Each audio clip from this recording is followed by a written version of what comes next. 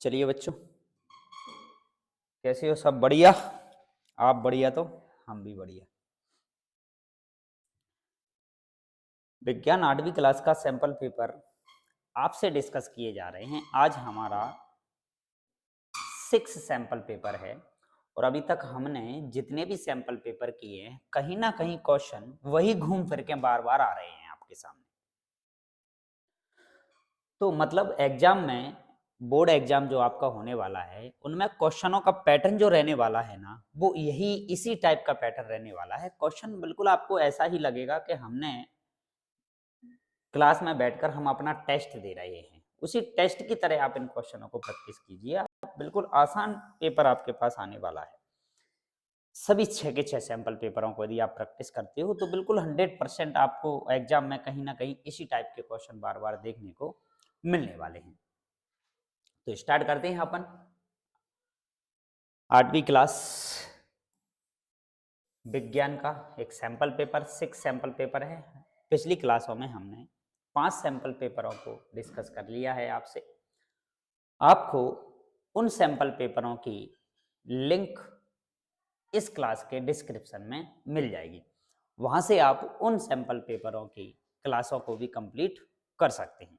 तो सभी लोग वीडियो को लाइक कर दीजिए, शेयर कर दीजिए, चैनल को सब्सक्राइब कर दीजिए और बेल आइकन दबा दीजिए, जिससे कि आपको और भी इससे रिलेटेड मटेरियल आपको मिल सके एग्जाम से पहले पहले। ठीक है, बात करते हैं पहले क्वेश्चन की। और पहले क्वेश्चन में हमसे पूछा है कि कुएं से पानी से भरी बाल्टी को खींचने में किस प्रकार का बल कार्य करता है। भाई देखा जाए इसमें तो इसमें दो तरीके के बल हमारे कार्य कर रहे हैं। खींचने के लिए हम पेशीय बल भी लगा रहे हैं और दूसरा हम गुरुत्वाकर्षण के विरुद्ध बाल्टी को खींच रहे हैं। गुरुत्वाकर्षण का मतलब होता है पृथ्वी प्रत्येक वस्तु को अपनी ओर आकर्षित करती है, तो हम पेशीय बल लगाकर उस गुरुत्वाकर्षण के विरुद्ध वस्तु को क्या कर रहे हैं भाई, खींच रहे हैं। तो इसमें हमारा सही जवाब हो जाएगा क्या, गुरुत्वाकर्षण बल आपका। क्लियर। अगला दे रखा है कि सौरमंडल में सूर्य के पास का ग्रह कौन सा है। भाई जी हमारा जो सूर्य है, इस सूर्य के सबसे नजदीक का ग्रह कौन सा है हमारा, तो वो है हमारा कौन सा, बुध। बुध है। फिर उसके बाद शुक्र है, उसके बाद फिर आएगा बुध, शुक्र, पृथ्वी, जिस पर हमारा जीवन है, जिस पर हम रहते हैं पृथ्वी पर। तो सूर्य से बढ़ती दूरी के क्रम में सबसे पास का ग्रह हमसे पूछा गया है, तो सबसे पास का ग्रह है कौन सा, हमारा बुध। क्लियर।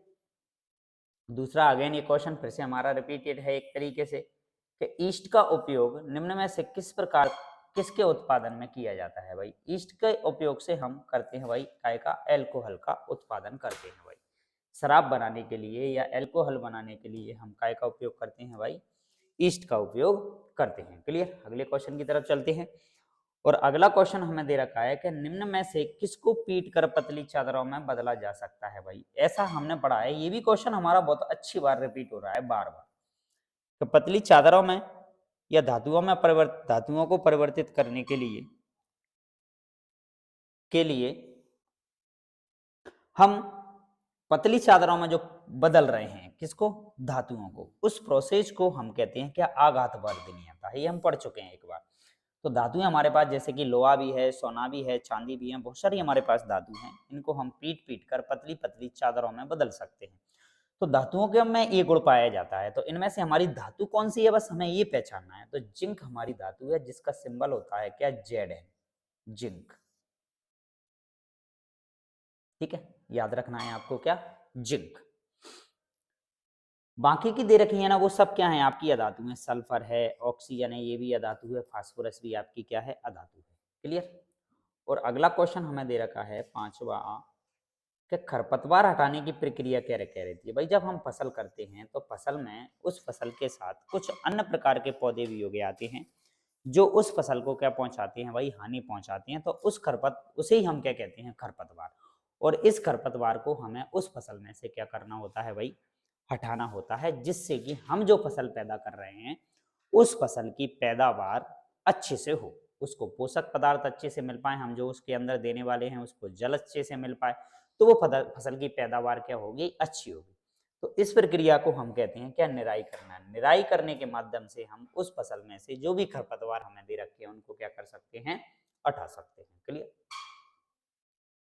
अब आ जाते हैं हमारे क्या रिक्त स्थान, खाली स्थान दे रखे हैं। ये खाली स्थान भी आपसे सही विकल्प के रूप में पूछे जा सकते हैं यदि आपको इनके आंसर याद होंगे, और यदि यही क्वेश्चन आपसे खाली स्थान सही विकल्प के रूप में पूछ लिए जाए तो इनमें जो आंसर दे रखा है 4 ऑप्शनों में आपको मिल जाएगा।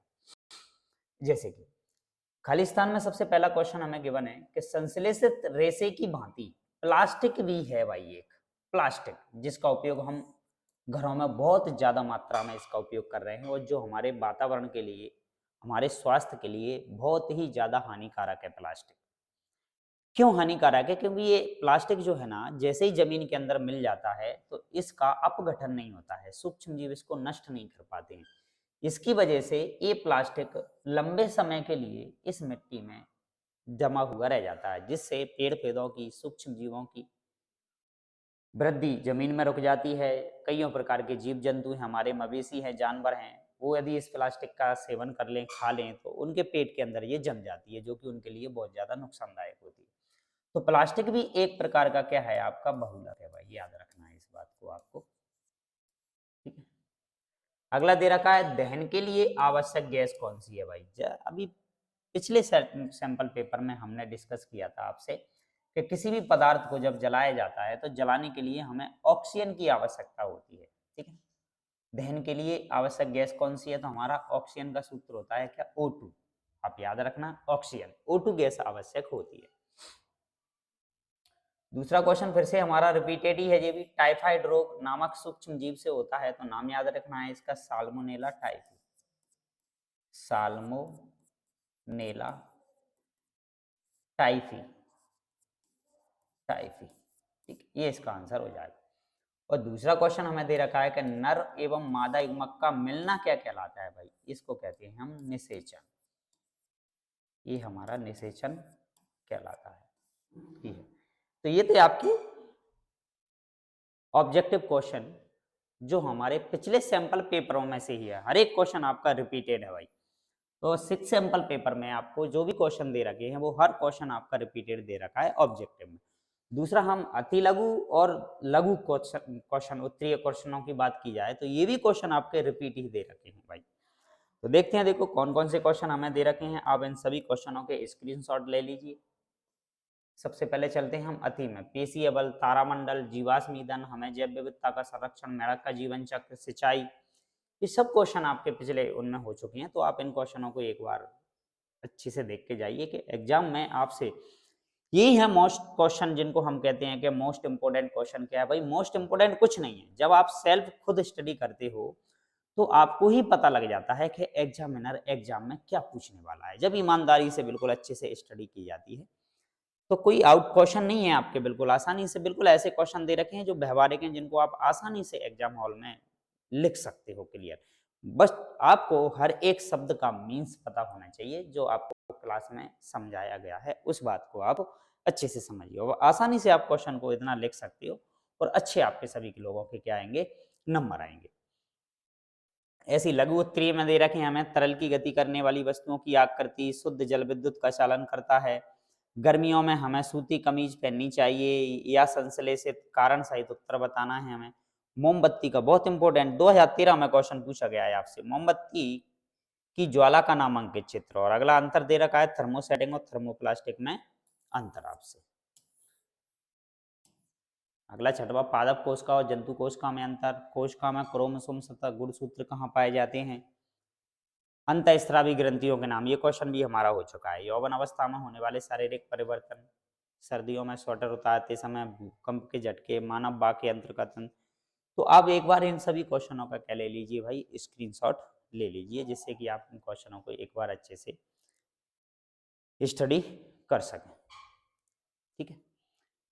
तो ये थे आपके 6 सैंपल पेपर मेरे द्वारा आपको प्रोवाइड कराए गए हैं, और इन 6 के 6 सैंपल पेपरों को आप अच्छे से प्रैक्टिस कीजिए, तो एग्जाम में आपको बहुत कुछ प्रॉफिट होने वाला है।